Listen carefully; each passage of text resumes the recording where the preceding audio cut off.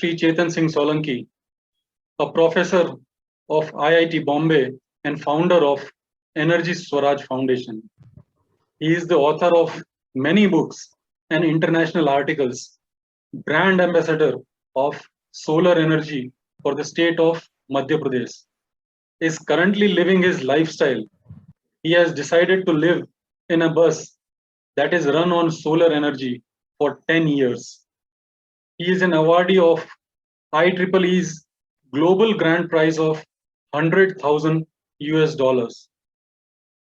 Professor Solanki has also been referred as Solar Man of India by Times of India, The Hindu, and India Today. Some people also call him Solar Gandhi. Let us know from him about the need and direction towards energy independence. Sir, the platform is open for you, Chetanji. Thank you. Mute.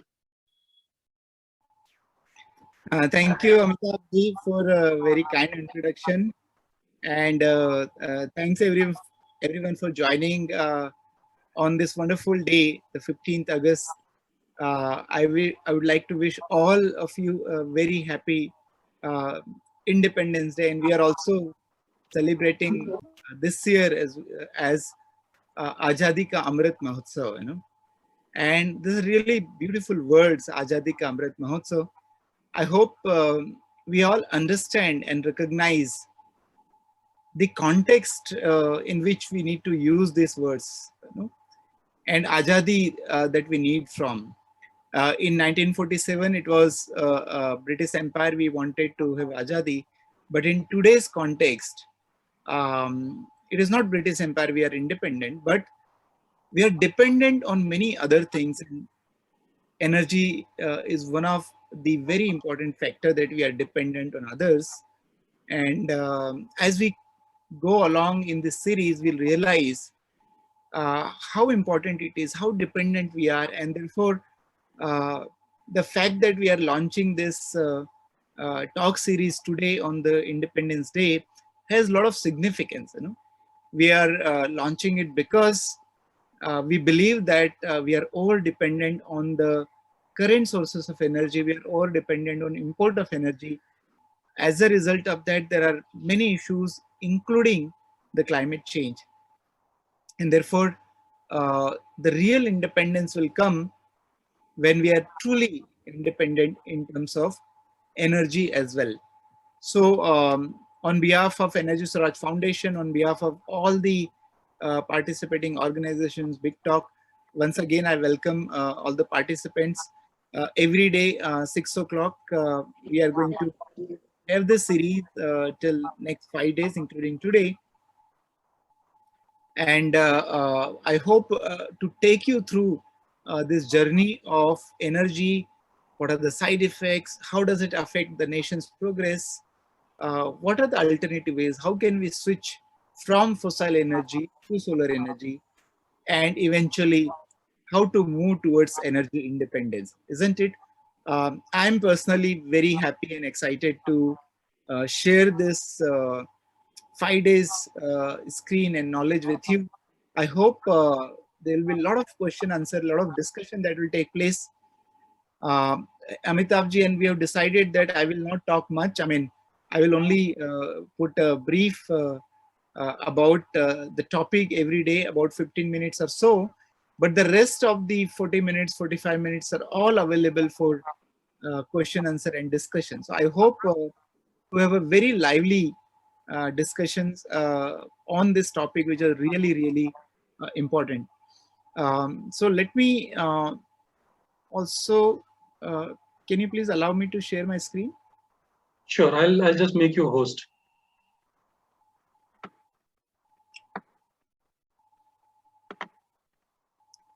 There's another important thing that I would like to tell today, that as a brand ambassador of solar energy for government of Madhya Pradesh, I have been kind of giving advice to the government, and one of the important advice I believe is the energy literacy, and everyone should be energy literate. And we need to really understand a lot about the energy, where it is coming from, where it is going, what are the side effects, etc.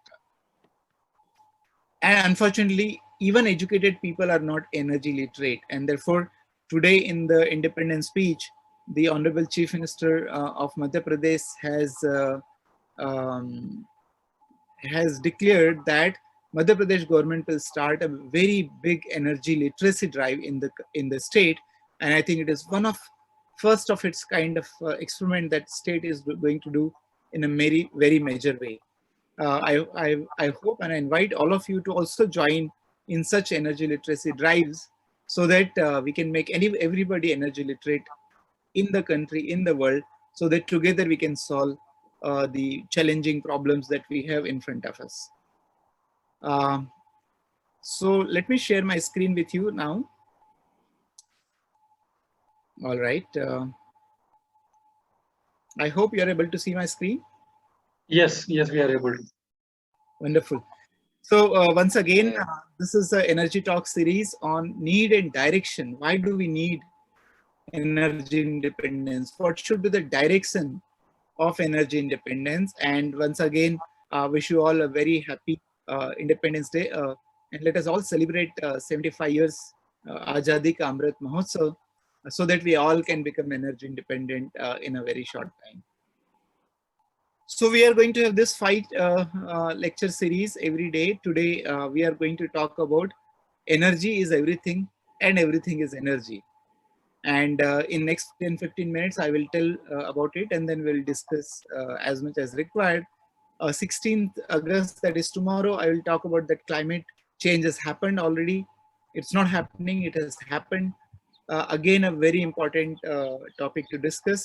Once we understand that it is caused by energy, the next thing is, how does the climate change is affecting the nation's progress? What are the things that happens in the country? What will be the side effects of the erratic weather event that happens in the country? On 18th August, we will discuss about how do we transit from fossil to the climate mitigation approaches, national security, etc. And last day, the 19th August, we'll discuss finally the philosophy of going towards the energy independence, the approach of energy independence. So these are the 5 topics that we are going to discuss. Stay tuned, and if you would like to invite other people to this talk series, you're most welcome to do so. All right, so let us start the topic number 1. Energy is everything and everything is energy. And this topic must create some question mark in your mind. Why do I say that? Energy is everything and everything is energy. So, and why this one? The first topic is like this, because the single most agenda of this talk today is to make you realize that we are using lot of energy, not small energy. We are using really a lot of energy, and many of us, we do not realize how much energy we are using. So as we go along the talk, you'll realize that we are using a lot of energy. That's our main agenda and takeaway message today. So coming back, energy is everything and everything in energy. And we have to understand this in the context of a philosophy. And one of the philosopher, very famous philosopher, Plato, he has written a book, The Republic. And in this book, he has mentioned that kings should become philosophers, or that philosophers should become king. King should become philosopher because kings are the direction provider for the praja, for the people. And if they do not think philosophically, it is like being like a headless chicken. So either the king should become philosopher, or only the philosopher should become king. And today in the modern world, we, the modern humans on this planet, we are the most evolved species ever existed on this planet. And therefore we are the kings of this planet. And if we are the kings of the planet, and if you are not thinking philosophically, you are only thinking economic growth, if you are not thinking the moral growth, if you're not thinking the academic growth, if you're not thinking the spiritual growth, if you're not taking the balanced approach of life on this planet,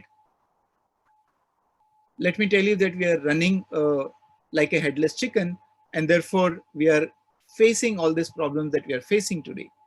And let us keep this in mind, that it is important to realize the philosophical angle of everything that we do.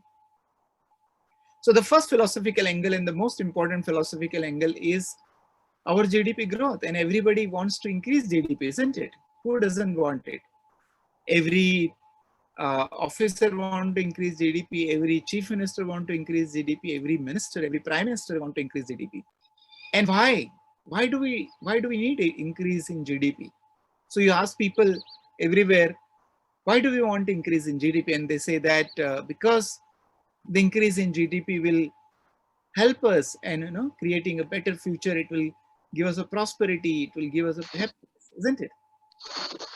So my question to everyone is that as we go along, our GDP is increasing, isn't it? Every year our GDP is increasing in India.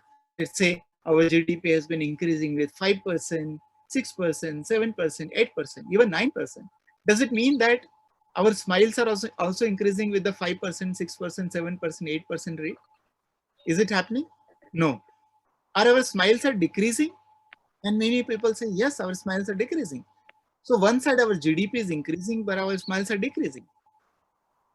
Our tension is decreasing. Depression is decreasing. Violence is increasing.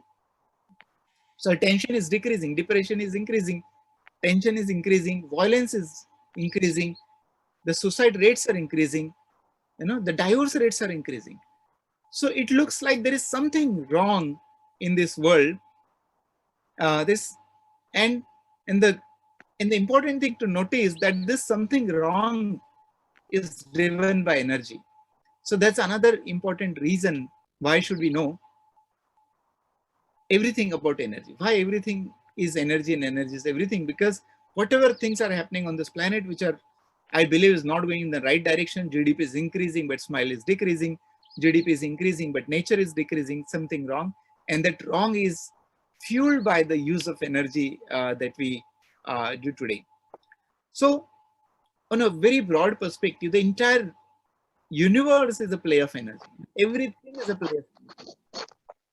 Everything that we do is a play of energy. In fact, in our scripture, there's our life is a play of energy, and there are good energies and bad energies, isn't it? There is internal energy and there is external energy. We also say use in our daily life, sometime when we are dull and we are low, we say, "Arey, energy nahi hai, kaam karne ki energy nahi," right? We say this. So sometimes our internal energy, our positivity, our smile, everything is also driven by the energy. And that's why it is very important to make that energy positive, make that energy high. And external energy, our machines, our mobile charging, our laptop, our lights, our fans, everything is also run by energy. So energy is very, very important in our life, and we do end up using a lot of energy. So the next question is how much energy we use, and the energy that you use is not only the energy that you use in terms of electricity. It is not only the energy that you use in terms of petrol and diesel. There is a lot more energy that we use. Many times we do not realize. So let us take an example, a simple example of brushing our teeth. I hope brushes their teeth every day. So let us take the simple example, brushing your teeth. How much energy is required in brushing your teeth? Brush your teeth, you need a toothpaste.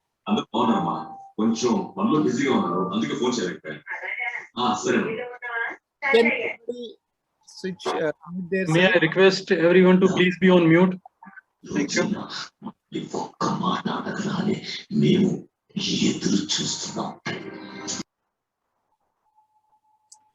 Sorry for disturbance. So basically, let us realize how much energy is required for brushing our teeth. And as simple activity, few minutes activity that we do in daily life. For example, what do we need for brushing our teeth? We need toothpaste and somebody has to manufacture the toothpaste. That requires energy, and that manufactured toothpaste has to be packaged.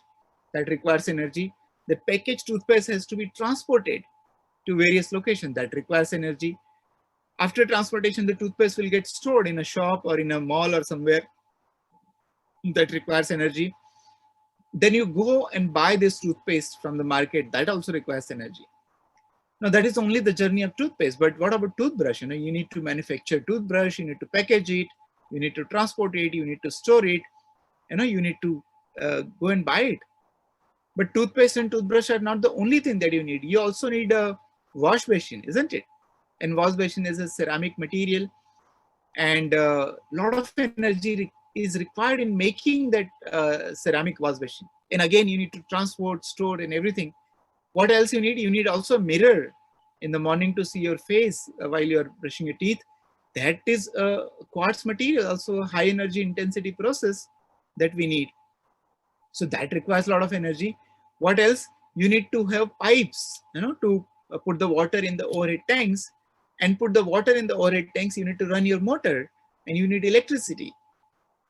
And once there is a water in the overhead tank, then only water will flow in your taps, and you will be able to brush your teeth. So imagine a simple activity like brushing your teeth requires so much of energy, so much of materials, and each material consumption is energy. So imagine how much energy that you're using for everything else also, So energy is required in making it, packaging it, transporting it, storing it, using it, and everything else that we do around it. So this is an example of how much energy that we use. And as I said, one of the agenda of this talk today is to make you realize that we are actually using a lot of energy, knowingly or unknowingly. So for example, look at this picture. This is the picture of any dining area. What are the materials that you see here, and how much energy this furniture would have used? There is a dining table, there are chairs, there are almirahs, there are mirrors, there are night lamps, there are table lamps, everything. Now each of this material is again grown, processed, manufactured, transported, packaged, stored, demonstrated, taken to home, and each of this requires energy. So what I want you to realize that the energy that we require is not just a running energy, not just electricity, but every time you use a material, every time you use a tile, every time you use it, you are actually using energy. And therefore actual energy consumption, or what is called embedded energy of the material that we use, is also very significant. Let us look at this materials, how much energy is required in this material. So when you are constructing a house, you are actually using bricks, cement, concrete, sand, reinforcement, glass, plastic, wood, tiles. All of these things also require energy, isn't it? So just in your house, while making your house, by knowingly or unknowingly, you are actually ending up going to use a lot of energy by using this material. Let us realize this. Look at this picture. There are so many appliances that are there in our homes. Refrigerator, washing machine, mobile phones, laptops, microwaves, TVs, whatnot, mixer, grinder, everything. All these appliances requires energy to manufacture them, to transport them, to store them, and also to run them. Now, these are all various sources of energy that we use. So not only this, we also require energy for transportation, residential, agriculture, everywhere. So in a way, what I would like to tell you that, imagine if an individual consumes so much energy to do all this activity, what would be happening at the level of the country? What would be happening at the level of the world? How much energy we are using? Enormous amount of energy. The modern lifestyle that we are using today has actually become dependent on so much of energy that we use. So what does it mean? It means that every minute of our life, every minute, daytime, nighttime, sleeping, walking, talking, working every time, every minute of our life, we are using energy. Not only that, every minute of our life we are using energy, every square inch of space around us has a touch of energy. We have used energy. And that is one of the reasons why I say that everything is energy around us.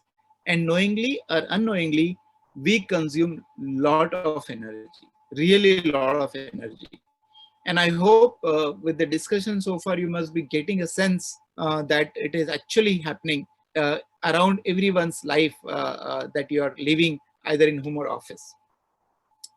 One another thing I want you to realize that this modern lifestyle is becoming more and more energy dependent, more and more. Every time we buy a gadget, it runs on energy. Everything that we do anything extra that requires energy, isn't it? And because it is more and more energy dependent, I think it is also becoming very fragile. Our lifestyle has become very fragile. So what you do is, just for a moment, imagine and just take energy out of our lives and see what would happen.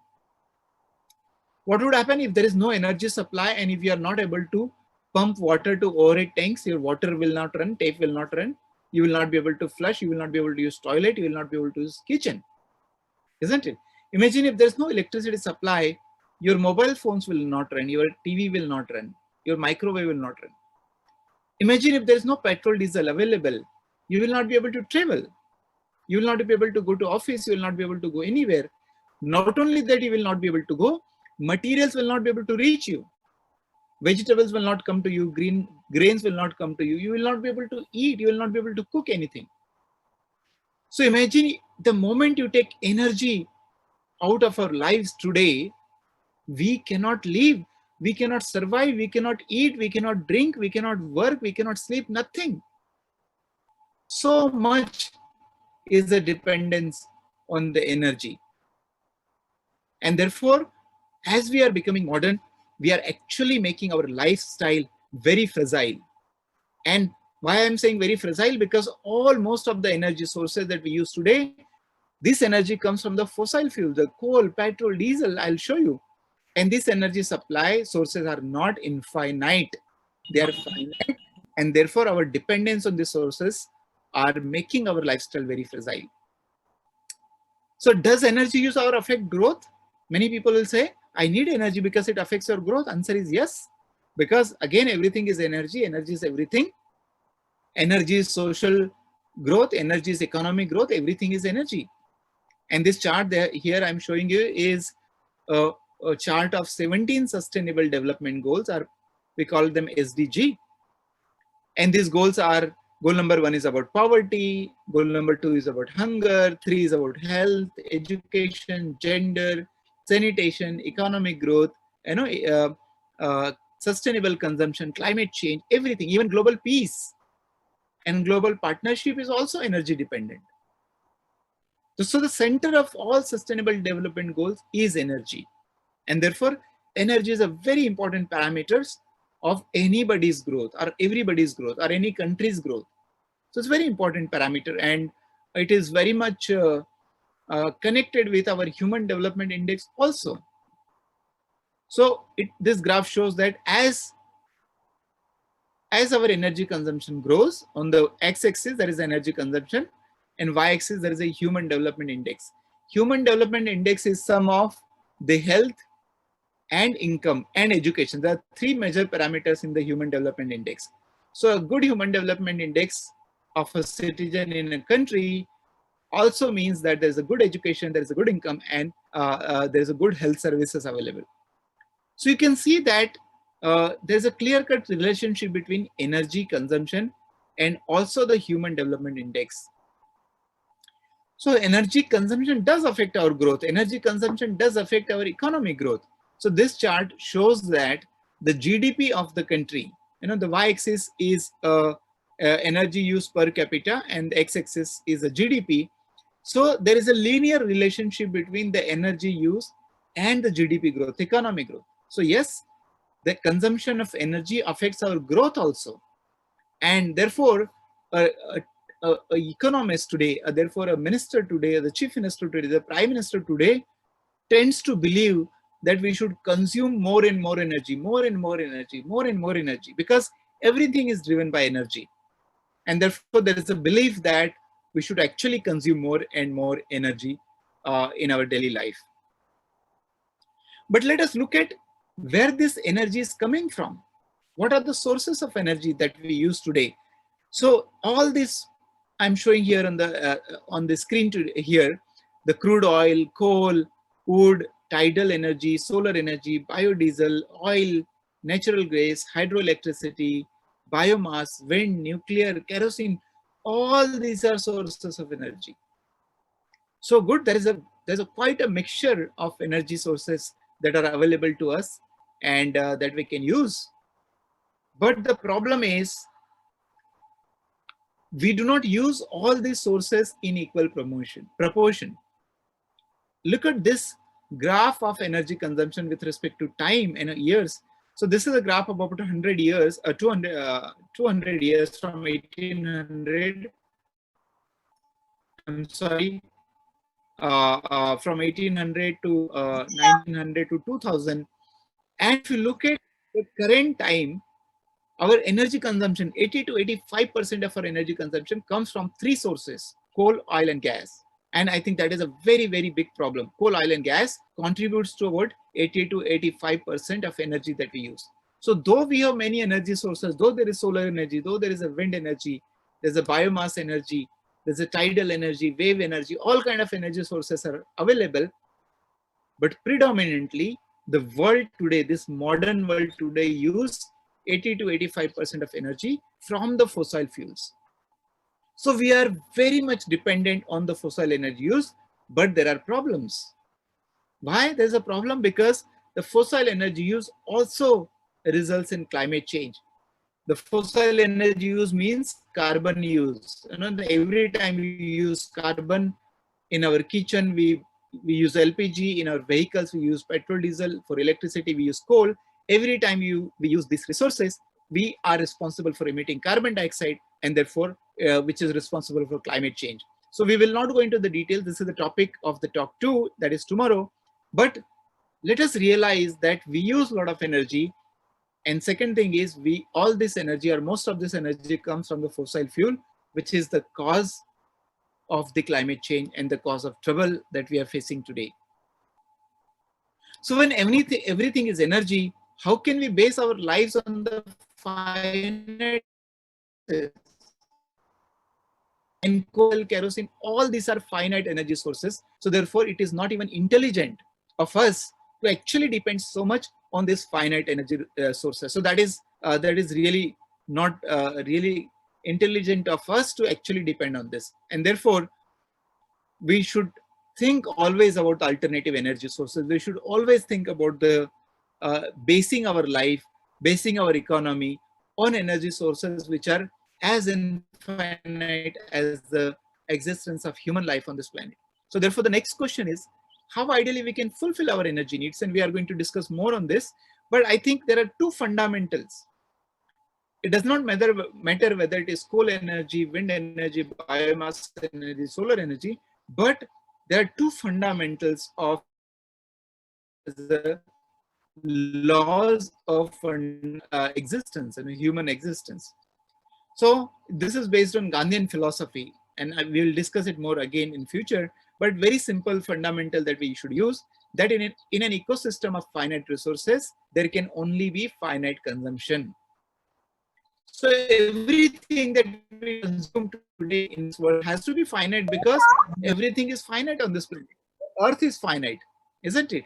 The resources are finite, water is finite, energy is finite, everything is finite, and therefore our consumption has to be finite. That's a rule number 1, and this is the law of human existence. Second law of human existence is, in an ecosystem of finite resources, there has to be distributed production. We should distribute the production, not the centralized production. And unfortunately, the nature of coal energy is such that we have to have the centralized production, and therefore we need to really think of alternatives. So whenever we think of alternative in consuming energy, we must think of limiting our energy consumption, we must think of localizing our energy consumption. These are the two rules that I mentioned. And when we apply these two rules in order for fulfilling, generating and fulfilling our energy, it becomes Energy Swaraj. And that is what we are trying to spread as Energy Swaraj Foundation. I am right now sitting in this bus. I have decided to live in this bus for 11 years from 2020 last year till 2030, till we achieve the goal of sustainable development, till we make human life sustainable, till we mitigate the climate change. I'm going to live in this bus without going to home. And right now I'm sitting on this window here with the white curtain. I hope someday I will be among you, and hope you will be able to join this yatra. So when we think of energy as an alternative, when we think of Energy Swaraj, we think of energy independence. When we think of Energy Swaraj, we think of energy by locals for locals. When we think of Energy Swaraj, we think of solar energy. When we think of Energy Swaraj, we think of surrendering electricity connection, becoming independent. And that's why I said in the beginning that when we are talking about 75th Independence Day celebration, we are talking about Azadi Ka Amrit Mahotsav. I think the best celebration of this independence is by becoming independent in terms of energy. Even our Prime Minister today in the speech has mentioned about India becoming independent in energy by 2047. But I believe that is far too late. We don't have so much time. And I'm going to show you tomorrow why we are running out of time, why we do not have so much time to mitigate the climate change. And we have to become energy independent right now, today, tomorrow, 1 year later, 2 years later, not more than that. And that's why we need to create this kind of a public awareness.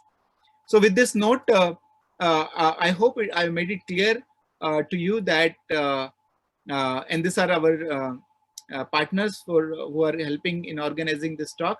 So I hope I have made it clear today that we are actually consuming a lot of energy, and everything that we do in our life, morning, evening, afternoon, we consume energy. Majority of this energy comes from the fossil fuels.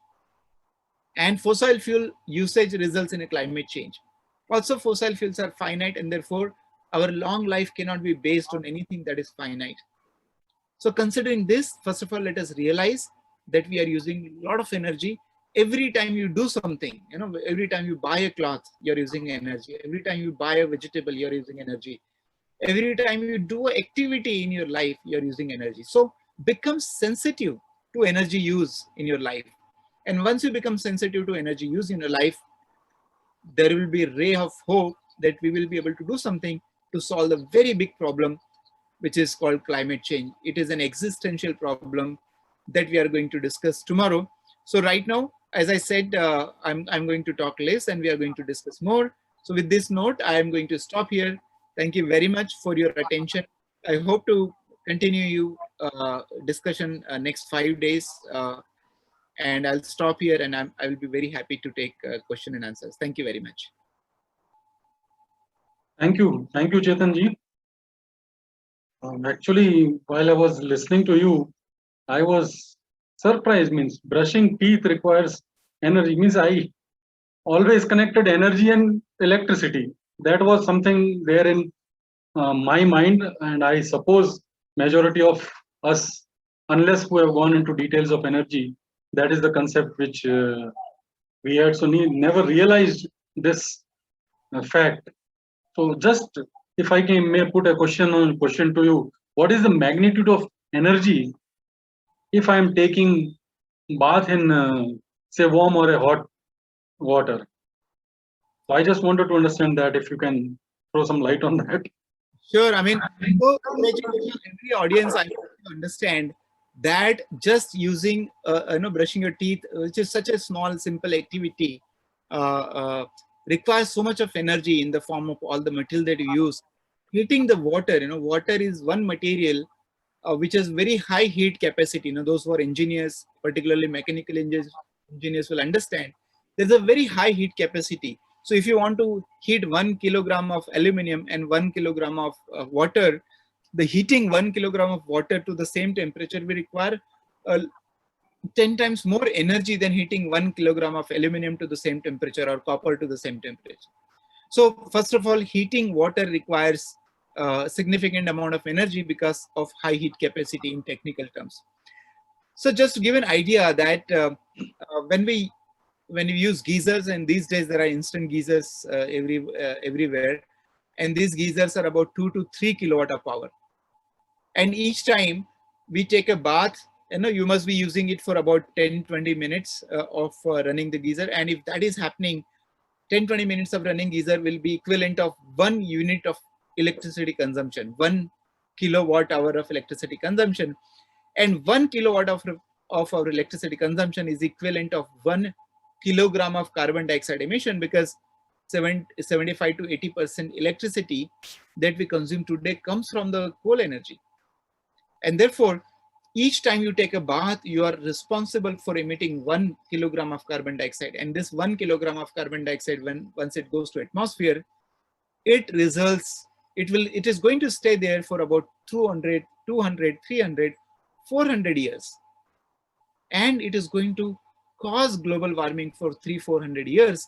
Your 1 day bath is equivalent to, your 1 day of comfort is equivalent to discomfort of 300 and 400 years. So that should tell you the magnitude of energy that you consume in just taking one single bath.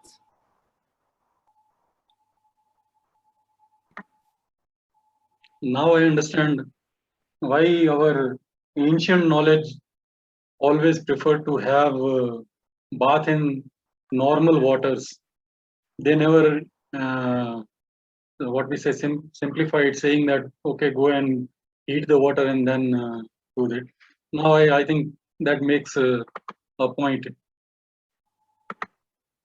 So there is a gentleman, Professor Solanki. Somebody has posted a question. We need energy to exist, and it was so in earlier times. From the day humans are on Earth, there is usage of energy. So are you saying we need to benchmark and reduce? Since we can't go backward, what is the way out? This, I also had one question from my side, which I would club to that how much can we live without using the energy? Well, thank you for posing this question. And question number one, that we need energy, of course, to survive and exist. We need energy to work. We need energy. The problem is that we should definitely generate and consume energy. But this energy, if it is a limited energy, like fossil energy, if it is limited and it has side effect, that definitely creates a problem in a long run. And 150 years back, when we started using coal and petrol and diesel and LPG, we did not realize that it is going to create such a problem. But even Gandhiji mentioned in as early as 1915, he said, look, I mean, whatever we are trying to do with all this coal and going to create and creating comfort, we are going to pay someday. So it is always going to be the case, but somehow the economic criteria overpowers the other criteria of living on this planet. And that's why I said in the beginning, it is important to be philosophical in deciding the approach of your life. So yes, we need energy, and only because of energy we are here. And we are using solar energy in a big way. We eat food because of solar energy, isn't it? We cannot grow food. So the